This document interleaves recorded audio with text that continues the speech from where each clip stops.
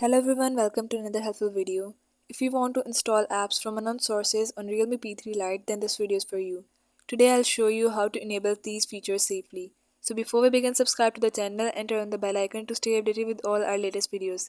Now let's start today's video.